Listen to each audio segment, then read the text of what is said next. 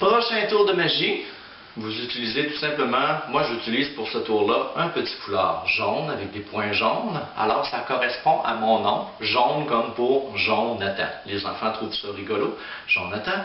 Ici, il y a le petit sac magique. Comme vous pouvez voir, il n'y a rien à l'intérieur. Rien à l'intérieur. Bien sûr, pour ce tour-là, ce qui est le fun, c'est d'avoir une baguette magique. Moi, je me suis fait ma baguette magique moi-même. Ça m'a coûté à peine 2 $.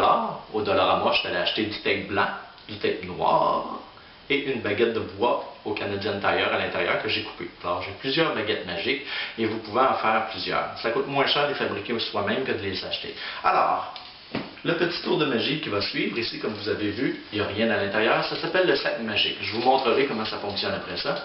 Vous prenez votre foulard, vous le donnez à l'enfant le foulard. Vous ne le mettez pas vous-même dans le sac. Il faut que l'enfant puisse mettre la main à l'intérieur du sac pour constater qu'il n'y a rien à l'intérieur du sac. C'est très important que l'enfant puisse toucher et voir de lui-même. Et même, vous pouvez passer le sac magique à plusieurs enfants en leur montrant, en leur laissant mettre la main à l'intérieur du sac pour qu'ils puissent voir qu'il n'y a rien dans le sac.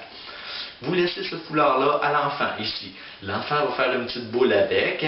Vous pouvez vous amuser, vous lui dites, faites une petite boule qui pèse fort, une boule, belle boule. Et ensuite de ça, il prend la boule et la met à l'intérieur du sac, ici. Il la pousse dans le fond. Alors, ce qu'on peut faire après ça, c'est très simple. Vous dites à l'enfant, avec la baguette magique, vous lui dites de dire abracadabri, une formule magique de votre choix, inventez une nouvelle formule magique, pas juste abracadabra. Abracadabra, c'est ordinaire. Trouvez une nouvelle façon de dire la formule magique plus rigolote. Alors l'enfant va taper sur le bord du sac une fois, moi je le fais taper 2 fois, et la 3e fois, paf! Le tour est exécuté et l'enfant va aller chercher le foulard avec les petits points jaunes et, ah ben voyons, les petits points jaunes sont plus à l'intérieur. Qu'est-ce qui est arrivé à mon foulard? On va aller voir dans le sac où est mon foulard avec les petits points jaunes. Ben voyons, le foulard n'est pas à l'intérieur. Comment ça? Alors, le tour est très simple. Vous remettez le foulard rouge à l'intérieur. Ben, vous demandez à l'enfant toujours de le faire. Jamais vous. Toujours l'enfant pour qu'il puisse constater que c'est lui qui l'a fait. Et à présent, vous demandez à l'enfant d'aller rechercher le petit foulard rouge encore une fois. Et il va sortir, hein? Ben voyons, le foulard noir. Comment ça? Il n'y a rien à l'intérieur.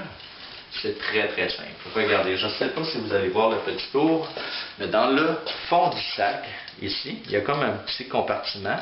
Vous voyez, ici, ça bouge de gauche à droite. Et le bouton est ici. Alors, on y va subtilement et personne ne s'en rend compte.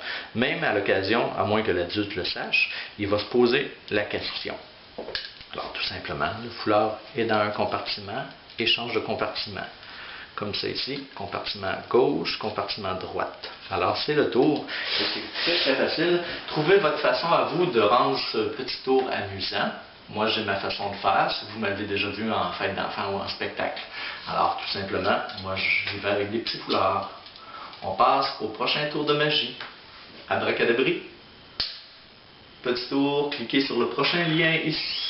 Ici, toujours à la même place, probablement. Allez-y.